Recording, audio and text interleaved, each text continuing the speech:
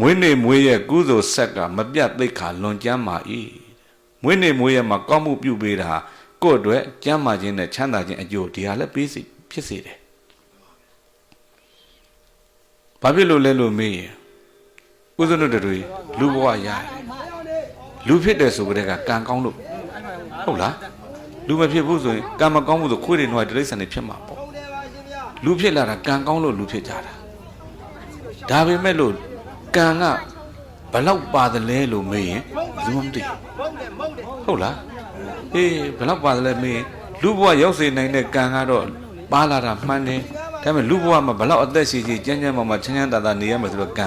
ဘလောက်ပါတယ်လဲဆိုတာမသိဘူးအဲ့လိုမသိတဲ့အတွက်တာကြောင့်ဟိုဘဝကလူဘဝရောက်စေနိုင်တဲ့ကံကိုယခုလူဘဝရောက်နေတဲ့ခါမှာပြစ္ဆုတ်ပံကံနဲ့ပေါင်းပြီးတော့ပေးရတာဟုတ်ပြီလားမွေးနေမွေးရဲ့ကုသိုလ်ဆက်ဆိုတာအဲ့လိုဆက်ပေးရတာအဲ့ဒါမှမပြတ်ချမ်းသာပြီးတော့မပြတ်လဲပဲကျမ်းမာတာနားလည်တယ်နော်နန္ဒာအစလာဇမ်းမလင်လပြည့်တိုင်အောင်လအေရောင်ဒီထွန်းပြောင်တော့အားနေတိုင်းပွားတို့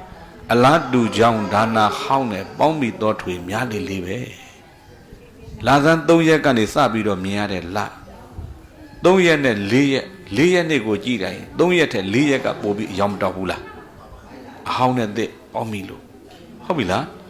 နောက်တက4ရက်နဲ့5ရက်ရှင်းကြည့်5ရက်နေ့ကဘာဖြစ်လို့ပိုတောက်တယ်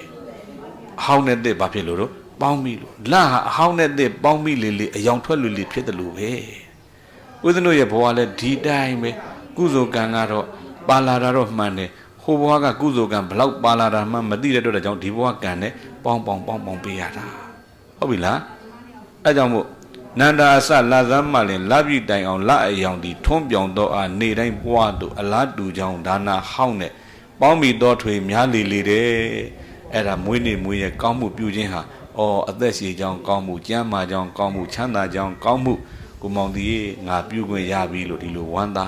ဟုတ်လားဒီထက်မှမပို့ပြီးတော့ထူးကြတာကဒီမှာဆေးလူခွင့်ရငါဆေးလူတာဆိုတော့ဆေးရလဲကျမ်းမာခြင်းနဲ့ချမ်းသာခြင်းအကျိုးနှမျိုးပေးတဲ့ကောင်းမှုကိုငါလှူခွင့်ရပြီလို့ဒီလိုနားလည်လိုက်ဟုတ်ပြီနော်